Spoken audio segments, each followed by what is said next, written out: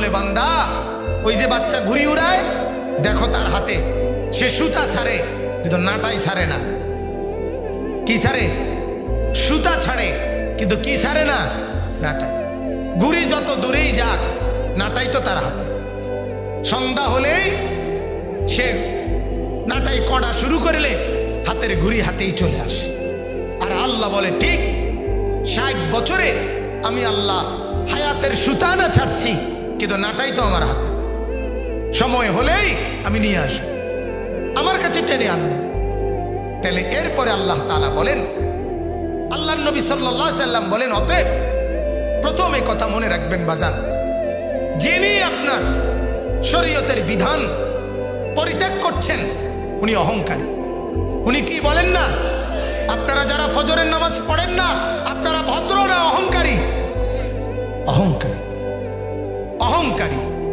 আহা, অথচ নিজেকে ভদ্র মনে করে, নিজেকে শিক্ষিত মনে করে। যে তার অনন্তকালই চিনে না, যে তার আখিরাত চিনে না, সে শিক্ষিত হয় কিভাবে? সে শিক্ষিত হয় কিভাবে? সে ইকোনমিক্যাল অ্যানিমেল হইতে পারে, সে অর্থ উপার্জনকারী একটা প্রাণী হইতে পারে, যে টাকা কেমনে উপার্জন করে এইটার সম্পর্কিত নিয়ম কানুন শিক্ষা দীক্ষা এটা তার আছে, কিন্তু আল্লাহ চিনে না, আখিরাত চিনে না, নিজের কবর চিনে না, নিজের পরকাল চিনে না। সে কোরআন সুন্নাহর ভাষায় শিক্ষিত হতে পারে না, পারে না, পারে না, একেবারে দৈন্তান্নকার না। আমরা আমাদের বাচ্চাদেরকে আখিরাত শিখাই। আপনারা অনেক সময় ভাবেন মাদ্রাসায় পড়লে ভবিষ্যতে কি করবে। আপনি আমারে আগে বলেন, ভবিষ্যৎ আপনি কদ্দুরে ধরছেন? কথা বোঝেন নাই? আপনি ভবিষ্যৎ বলতে ধরছেন কদ্দুর? মনে করেন এই ছেলেটা 60 বছর বাঁচবো, কথার কথা। তাহলে বর্তমান কোনটা, ভবিষ্যৎ কোনটা? আপনি কোন কত বছরের থেকে ভবিষ্যৎ? 45 থেকে কত? 50 থেকে? কথা কন না কেন ভাই? একজন বলেন, কোন মানুষের ভবিষ্যৎ কোনটারে ধরছেন আপনি? কত এটাই ভাগ করে দেন যে অতীত কোনটা, তার বর্তমান কোনটা, তার ভবিষ্যৎ কোনটা। এজন্য মনে রাখবেন, কোন মানুষের হায়াতের পুরা সময় পুরাটাই বর্তমান, আর ভবিষ্যৎ আখিরাত। ভবিষ্যৎ কোনটা? আখিরাত। ওয়াল তানজুর নাফসুম মা কদ্দামাত লিগাদ। এই যে আগামীকাল, আল্লাহ বলছেন আগামীকাল, বলছে আখিরাতকে। আর বর্তমান পুরাটা 60 বছরের মধ্যে কোনো বর্তমান ভবিষ্যতের ভাগ নাই। ভবিষ্যৎ আখিরাত আর 60 বছর পুরাটাই বর্তমান, পুরাটা মিলাইয়া ভবিষ্যতের পুঁজি আখিরাতের পুঁজি বানানো, তারে বলে বুদ্ধিমান।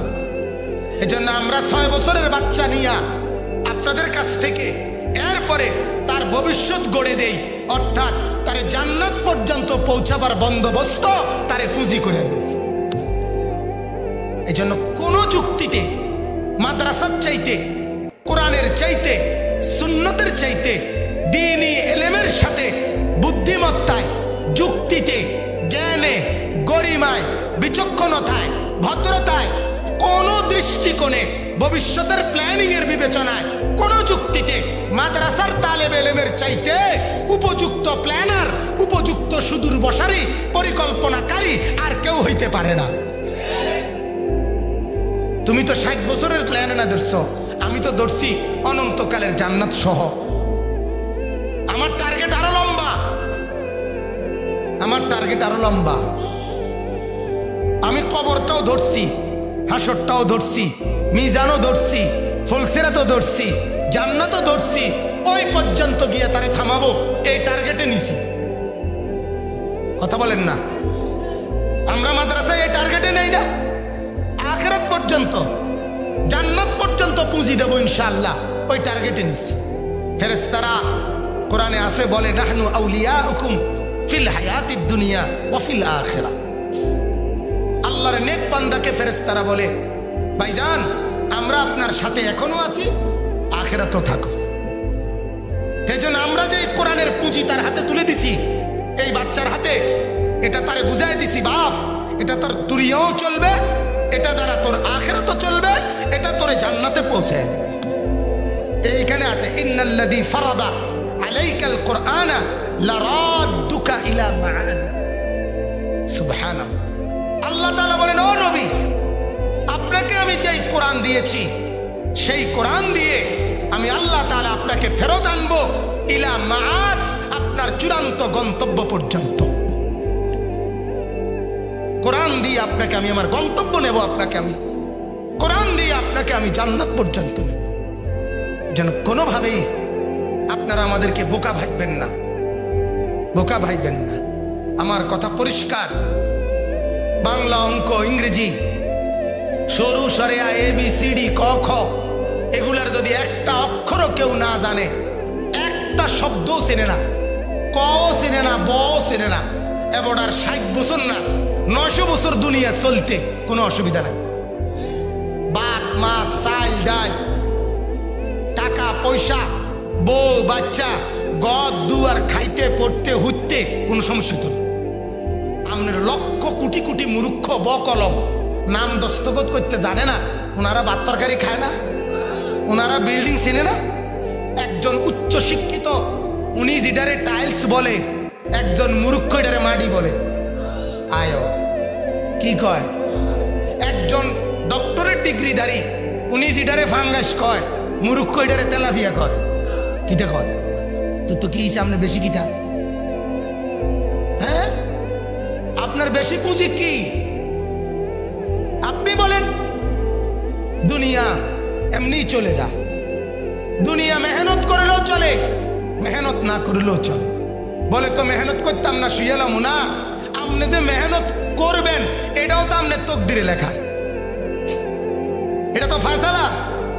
আমার বাদ যে এনে আমি এখন আপনার খানা খাইতে আমার এই দোতলার এইদিকে একবার নিছে, ওইখানে অনেক লোক ভাত খাইতেছে, আমারও উনি ভাইয়ে নিছে, কিন্তু আমার এরপরে লগ ওনারা সিদ্ধান্ত করছেন আমার ওই হে রুমে খাওয়াইছে নিয়ে।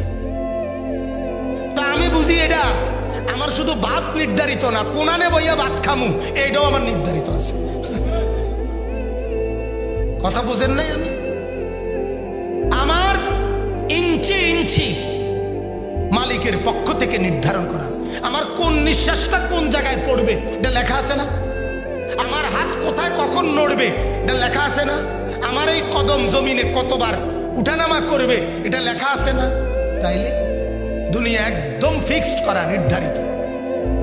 তাইলে বোঝা গেল এই পড়া ছাড়াও দুনিয়া মিলে, কিন্তু আল্লাহর কসম সেজদা ছাড়া, কোরআন ছাড়া, জিকির ছাড়া, নামাজ ছাড়া, গোলামি ছাড়া, বাপ বিশ্বাস করো, এই ভাই যদি কলিজা খুলে পারতাম বলতাম তো বলতাম আল্লাহর কসম সেজদা ছাড়া আখিরাত মিলবে না, জান্নাত মিলবে না। বাংলা ছাড়া দুনিয়া মিলবে, অঙ্ক ছাড়া দুনিয়া মিলবে, ইংরেজি ছাড়া দুনিয়া মিলবে, মেট্রিক ছাড়া দুনিয়া মিলবে, ইন্টারমিডিয়েট ছাড়া দুনিয়া মিলবে, কিন্তু কোরআন ছাড়া জান্নাত মিলবে না, সেজদা ছাড়া জান্নাত মিলবে না। হা বাপ, ভুল বুঝেন না, বোকার মধ্যে থাইকেন না, আখিরাতকে ছাইরেন না, একসাথ করেন, একসাথ দুনিয়াও চালান, আখিরাতও মিলান, বাজারও করেন, সেজদাও করেন, কামাইও করেন, জিকিরও করেন। কথা বোঝেন নাই? রোজগারও করে, দোকানও খোলেন, আল্লাহকেও ডাকেন, দুইটা মিলান। কারণ দুনিয়াও আমার, আখিরাতও আমার, ঠিক কিনা বলেন? সংসারও আমার, কবরও আমার, কবরও আমার, বইটাও আমার, আবার আখিরাতে জান্নাতও যেতে হবে আমাকে। দুটোটা মিলান। এbudiরে কইয়া রান পরিষ্কার কাটসাট কথা।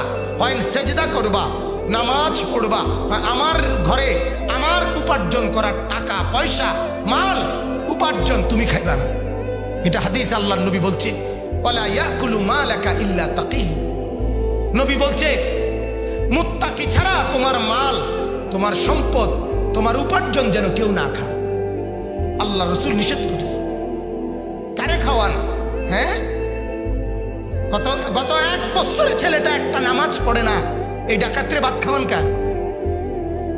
কথা বলেন না কেন? হ্যাঁ, এই দুষ্টকে ভাত খাওয়ান কেন? আহা মুসলমান, হ্যাঁ, এক ওয়াক্ত নামাজ পড়ে না, চরিত্রহীনের মতো সারাদিন মোবাইল লইয়া ঘুরে। এবারে তার লাগিয়া বিদেশের ভিসা টোয়ায়, হ্যাঁ, এবারে তার লাগিয়া কিস্তি লইছে, এবারে এদের লাগিয়া সুদে টিয়া লইছে। কি বুঝাইলেন আপনি? নিজেরও বরবাদ করলেন, ছেলেটারও বরবাদ। দুনিয়া তো এমনিই মিলে বাজান, দুনিয়া আম দস্তরখান, দুনিয়া আল্লাহর খোলা দস্তরখান। আল্লাহ এটা বলছে, আমি এমনি থুয়ে রাখছি জমিন, এটা আমি এমনি বিছাই রাখছি, তোমার যেমনে মন চায়, যার মন চায় খানা খাও, ডাকলেও না ডাকলেও, মানলেও না মানলেও, মানুষ, গরু, ছাগল, কুকুর, বিড়াল, শুয়োর, কীট, পতঙ্গ, জন্তু, জানোয়ার, ইমানদার, বেঈমান, হিন্দু, বৌদ্ধ, ইহুদি, খ্রিস্টান, নাস্তিক, মুরতাদ, সুর, ডাকাত, মদখোর, নেশাখোর, ফেন্সিখোর, বাবাখোর, ডাইলখোর, ইয়াবাখোর, যা আসত ভাত খা। কথা বোঝেন নাই? আল্লাহ বলেন ভাত খা, কোন মাতিসটা, কেউ মাতিচ্ছা, খাইতে দে, খাইতে দে, অসুবিধা নাই, এটা আমার আম দস্তরখান, বুঝেন নাই? কিন্তু আল্লাহ বলেন আমার আখিরাতের একটা দস্তরখান আছে, সেটা আমি তাকওয়া ছাড়া, গুনাহমুক্ত জিন্দেগি ছাড়া, বন্দেগি ছাড়া ওই দস্তরখানে কাউকে এক ঢোক পানিও দেব না। হ্যাঁ, বুঝে নিয়েন দোস্ত, তো अगर मेरा नहीं बनता ना बन अपना तो बन। সৈয়দ আবুল হাসান আলী আন-নদভী বলতেন এ কথা যে, ও দুনিয়াবাসী, ও যুবকেরা, তুমি যদি কারো উপকার করতে না পারো, করিও না, কমপক্ষে নিজের জন্য তো কিছু করো, নিজের বুঝটুকু তো বানাও।